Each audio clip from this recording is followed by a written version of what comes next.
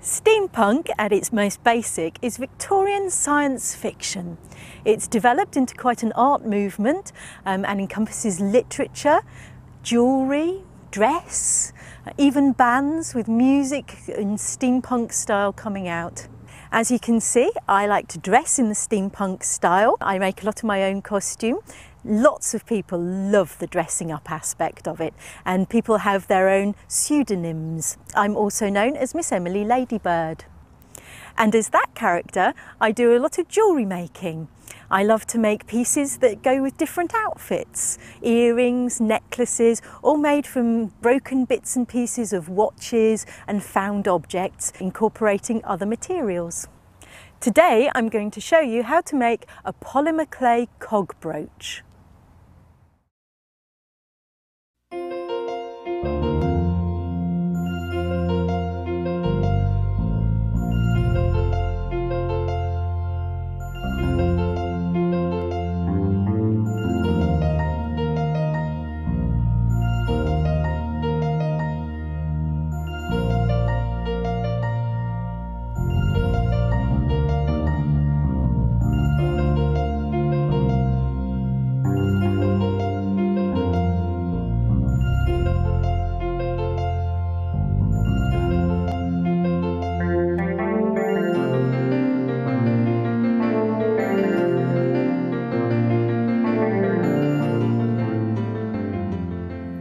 Today we're going to make a cog brooch.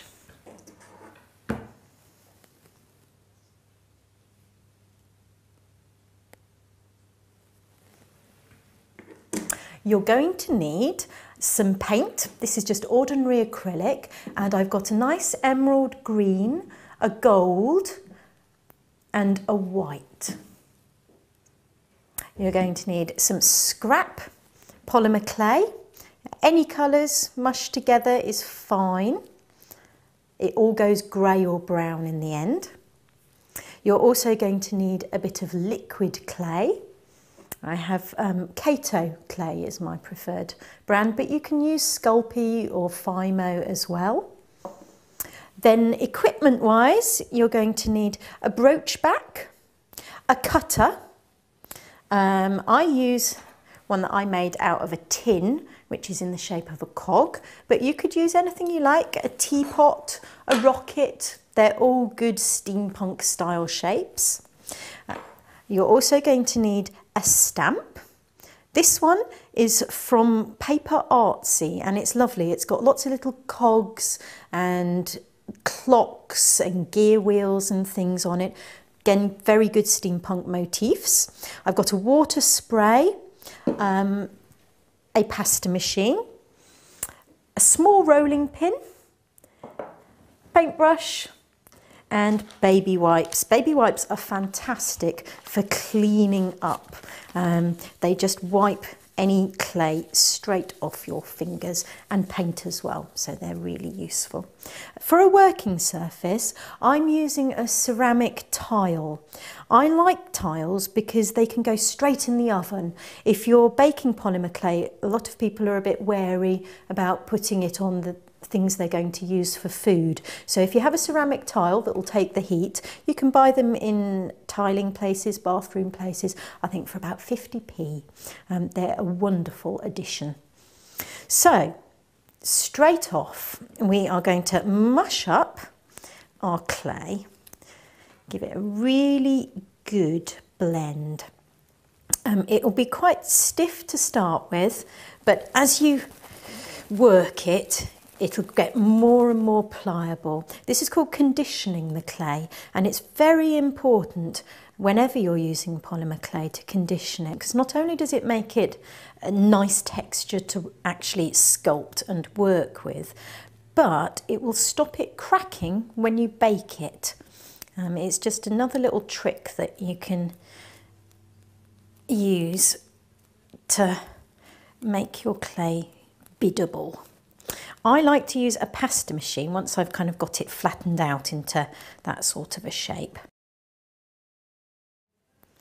I've just rolled it out on the thickest setting of my pasta machine. You can do it a little thinner if you want, but I like my brooches to be quite chunky. So I'm going to give it a little bit of a spray, and this is just water.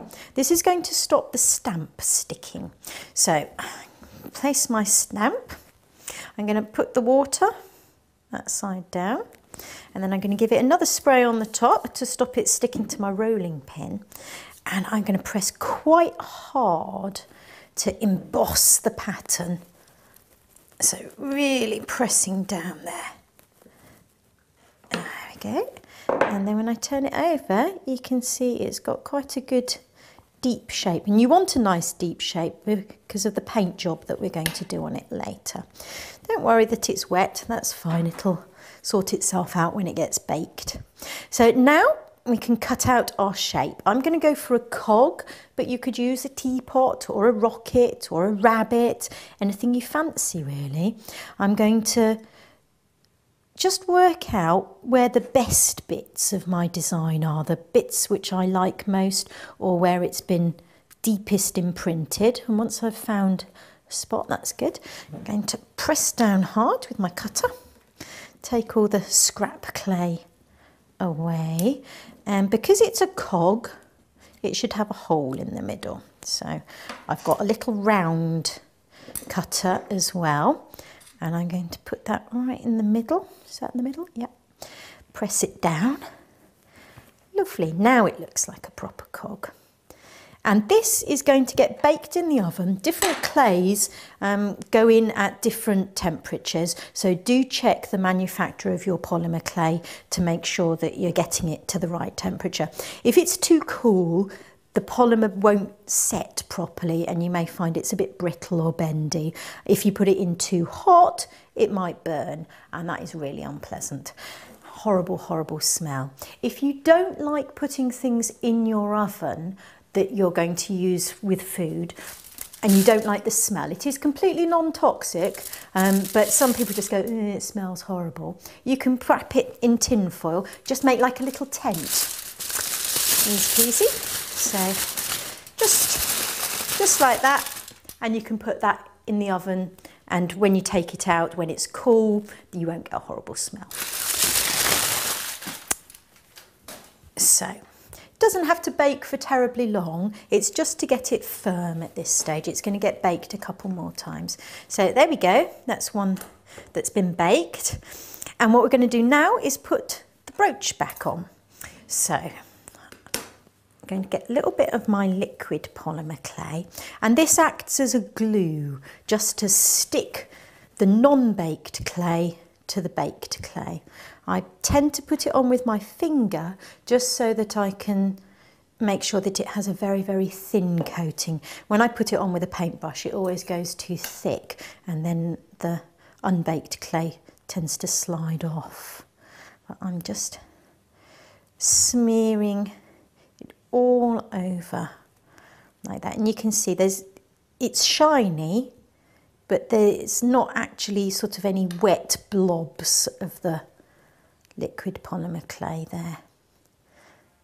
So now we're going to get our scrap clay. Again, we're going to roll it out in the pasta machine on the thickest setting.